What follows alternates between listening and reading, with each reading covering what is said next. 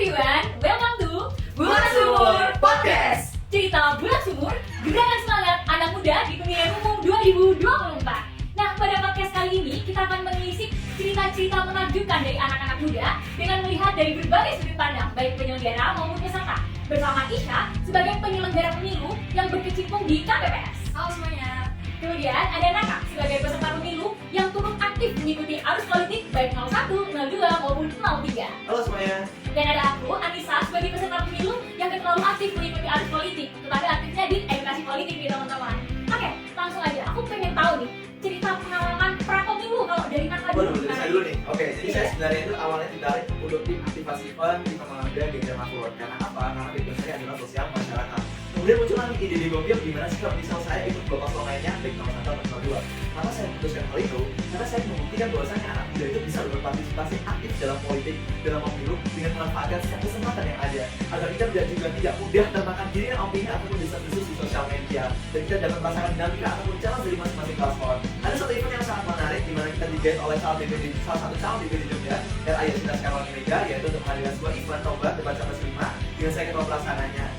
Nah, kami ini bersatu ya teman-teman. Ada Ubah Bareng, ada Mas Nomor Gibran, ada tim pemenang Ganjar Mahfud untuk mengadakan sebuah event itu yang dimana nanti masing-masing dari kami membawa satu caleg untuk menerangkan ataupun menjelaskan dari program masing-masing paslon. Harapannya apa? Harapannya agar kita di pemilu dapat damai. Dan kalau misalnya ada persaingan, itu persaingan yang positif dan terjadi di masa kampanye. Seperti itu, karena ini dari negara kita teman-teman. Seperti itu sih. Oke, menarik. Kalau dari Isha gimana nih sebagai penyelenggara? Oke, karena ini penyelenggara pertama aku juga, dan ini juga merupakan pemilu pertama, jadi memberikan kesan yang sangat bagus banget bagi aku. Apalagi di tahun 2024 ini banyak dinamika politik yang menambah keseruan dalam pemilu tahun 2024. Yang pertama itu mengenai pendaftaran dulu nih Kak. Dan karena kan aku kan di Jogja, sedangkan penyelenggaraan pemilu itu di Tulungagung, jadi aku butuh teman untuk bisa membantu melakukan pendaftaran. Dan juga hal ini menunjukkan bahwa gak ada alasan nih buat aku gak ikut berdinamika dalam berpolitik. Dan kita tetap punya kesempatan untuk ikut serta berperan dalam pemilu tahun ini.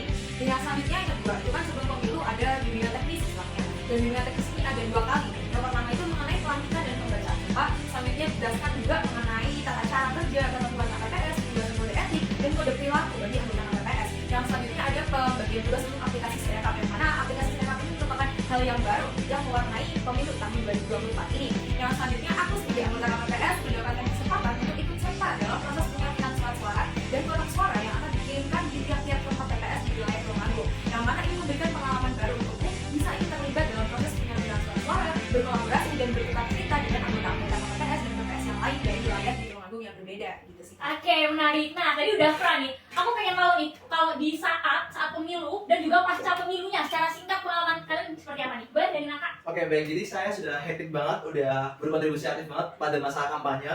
Dan di hari H saya memutuskan untuk mengawal dan juga melihat nih antusias masyarakat dan juga karang taruna di masing-masing desa seperti apa. Kalau di desa saya, tepatnya di desa Senggan, itu masyarakat sangat antusias sekali. Bahkan dari pagi hari, mulai dari TPS yang dibuka, itu mereka sudah berkumpul, berkerumun. Dan mereka lebih menarik lagi saat perhitungan. Karena apa? Pada saat perhitungan mulai, misal 01 disebutkan, ada yang teriak, "Wey!" Ada juga 02, "Wey!" 03 pun juga seperti itu. Nah, ini sangat seru dan berkesan teman-teman. Oke, kalau dari Isha gimana? Oke, jadi pas pemilu itu hampir sama kayak Kak Naka ya, karena pas waktu pemungutan suaranya itu gak hektik-hektik banget, tapi yang hektik itu ketika penghitungan suara, yang mana juga banyak anak-anak muda, masyarakat yang lain yang juga menunjukkan antusiasme ikut mengawal proses penghitungan suara di pemilu tahun 2024 ini.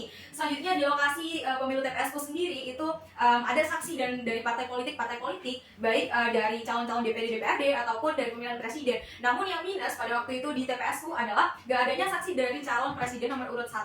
Yang pada waktu itu aku cukup menyayangkan hal itu karena seharusnya anak muda bisa ikut hadir dan berperan dalam acara pemilu ini. Tapi di sisi lain ada banyak juga anak-anak muda yang juga ikut turut andil dalam mengambil bagian sebagai saksi, baik sebagai anggota KPPS dan juga seperti Kak Anissa dan Kak Naka ini yang juga ikut aktif dalam mengawal pemilu tahun 2024 ini. Gitu. Oke, wah menarik banget nih. Ya. Nah, kalau dari aku sendiri waktu pemilu itu pas sakit nih teman-teman.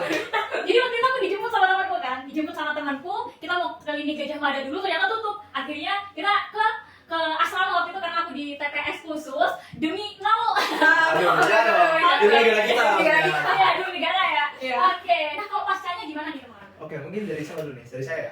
Jadi Oke, jadi dari kami ini cukup senang dan juga antusias karena apa? Generasi muda sebagai mayoritas 60% pemilih itu dapat berkontribusi aktif bagi negara kita tercinta ini. Jadi saat ini untuk pasca tugas kita bersama adalah mengawal dan juga mengawasi pemerintah. Apabila terdapat program ataupun kebijakan pemerintah yang bagus, itu wajib kita support ataupun kita dukung. Namun apabila itu sebaliknya, yaitu ada program pemerintah atau kebijakan pemerintah yang demi kepentingan segelintir pihak dan juga merugikan rakyat ataupun negara, maka wajib kita kritisi karena kekuasaan sesungguhnya adalah di tangan rakyat. Oke, kalau dari Isya gimana? Oh dari aku pasca pemilunya ya, ini karena ada Sirekap yang juga ikut mewarnai pemilu tahun ini dan juga berguna untuk memudahkan masyarakat untuk bisa mengontrol, memantau proses penghitungan suara yang dilakukan oleh pemerintah. Namun sebenarnya hiruk pikuk dari Sirekap di media sosial ini itu menunjukkan bahwa anak-anak muda di Indonesia dan masyarakat itu memiliki peran aktif dalam ikut serta menyukseskan pemilu tahun 2024 ini, begitu. Oke, kemudian closing statement nih kalau dari Naka lebih dahulu gimana? Oke, baik. Jadi seperti yang tadi saya sebutkan, bahwasanya kita sebagai warga negara Indonesia, kita harus peduli di negara kita. Bagaimana cara kita peduli? Dengan cara kita mengawasi apa yang dilakukan oleh pemerintah.